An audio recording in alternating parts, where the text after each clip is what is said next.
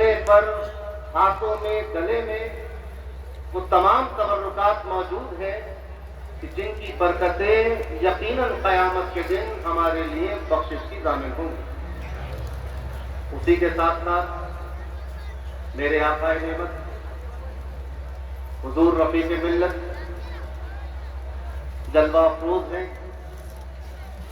اسی کے ساتھ سرکار کلام حضرت سید محمد امان میاں قادری ولی عہد سجادہ دامت برکاتہم عالیہ یہاں موجود ہیں، شہزادہ علی وقار حضرت سید حیدر میاں صاحب قبلہ مدد اللہ العالی رونق اسٹیج ہیں، دیگر احباب خاندان اور احباب سلسلہ علماء مشائخ اسٹیج پر رونق افروز ہیں۔ آپ حضرات اس عرص سراپا قدس میں برکتیں حاصل کرنے کے لیے تشریف لائے ہیں، تو ظاہر سی بات ہے کہ برکاتی دولہا کے یہاں اگر برکتیں نہ ملیں تو پھر کہاں ملیں گی؟ پیر برکاتی ہے، سلسلہ برکاتی ہے، اسٹیج برکاتی ہے، درگاہ برکاتی ہے، لنگر خانہ برکاتی ہے، عبادت خانہ برکاتی ہے، سراپا برکتوں کا مجسمہ ہمارے سامنے موجود ہے۔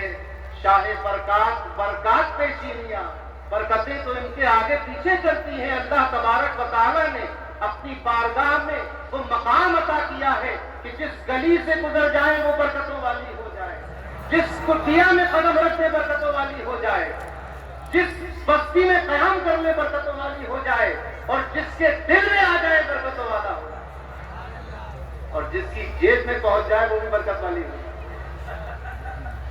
میں عرض کروں، آپ مجھے دیکھیں، بدایوں کی خانقاہ میں جو کچھ رونقیں دکھائی دے رہی ہیں، جو کچھ روشنیاں دکھائی دے رہی ہیں، یہ سب صدقہ ہے ماررہ مطہرہ کے مشائخین کی جوتیوں کا،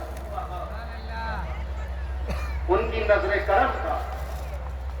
میرے پردادا پیر جب گدی پر بیٹھے تو حضور میاں صاحب قبلہ قدس سرور العزیز نے رسم سجادگی میں ان کو 1 روپیہ پیش کیا تھا۔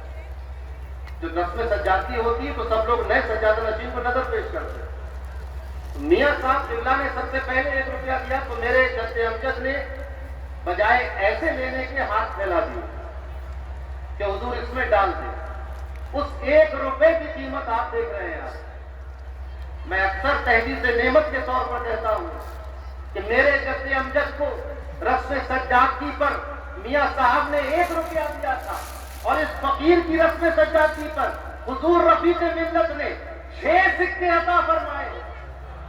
تو یہ برکتی خزانہ ہے، برکت والا خزانہ ہے۔ جس طرف سے گزر جائے یہ چولہا وہاں برکتیں ہی برکتیں ہیں۔ بریلی شریف میں دیکھو تو برکت ماررہ کی ہے، بدایوں میں دیکھو تو برکت ماررہ کی ہے، اطراف و اکناف عالم میں دیکھو تو برکتیں ماررہ کی ہیں۔ اسی لیے ماررہ کے شیدائی ہر وقت یہ زبان پر رکھتے ہیں، بجز ماررہ ماررہ نہ دیدے، ماررہ کے سوا ہم نے کوئی راستہ دیکھا نہیں۔ اگر بھوکا پیٹ ہو تو ماررہ یاد آتا ہے، اور اگر سینہ علم و فضل سے خالی ہو تو ماررہ یاد آتا ہے۔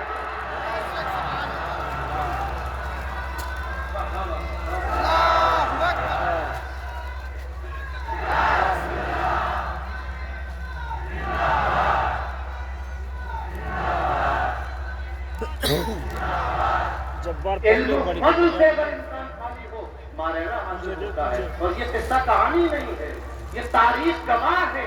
بڑے بڑے محدثین اور فقہا نے، کون نہیں جانتا، دہلی کی سرزمین پر شاہ ولی اللہ خاندان کے چشم و چراغ حضرت شاہ عبدالعزیز معطر سیلوی کی ذات کو کون نہیں جانتا۔ آج کے بعد جب کوئی بہت گہرا مسئلہ سمجھنے کے لیے، یہ میں اس لیے عرض کر رہا ہوں کہ لوگ یہ سمجھتے ہیں اور یہ تاثر دینے کی کوشش کرتے ہیں، حضور مجھے آپ معاف فرمائیں، لوگ آپ کو پسند نہیں کرتے یہ بات، مگر مجھے لگتا ہے کہ میں یہ بات کہہ دوں اس اسٹیج پر، لوگ یہ تاثر دینے کی کوشش کرتے ہیں کہ یہ پیر ماررہ والے پڑھے لکھے نہیں ہیں۔ ارے تمہیں کیا پتا کہ علم کیا چیز ہے؟ حضرت شاہ عبد العزیز سے پوچھو کہ علم کسے کہتے ہیں، اور علم سے سینہ منور ہونا کیا ہوتا ہے، اور عالم ربانی کیا ہوتا ہے، اور علم لدنی کیا ہوتا ہے، کہ جب کوئی شخص وحدت الوجود کا مسئلہ سمجھنے کے لیے شاہ صاحب کے پاس آتا تو فرماتے کہ تمہاری تفہیم تو بھائی آل احمد ہی کر سکتے۔ کون بھیج رہا ہے؟ وقت کا محدث بھیج رہا ہے، شاہ ولی اللہ کے خاندان کا چشم و چراغ بھیج رہا ہے، مدرسہ رحیمیہ کی مسجد تدریس پر جلوہ افروز وقت کا محدث بھیج رہا ہے۔ اور کیوں بھیج رہا ہے؟ کہ مسئلہ وحدت الوجود سمجھانا ہے۔ تو اب بھائی آل احمد کس کی طرف کون بھیج رہا ہے؟ جو زمانے کا محدث ہے، زمانے کا فقیہ ہے، بڑے بڑے اساتذہ سے اس نے علم حاصل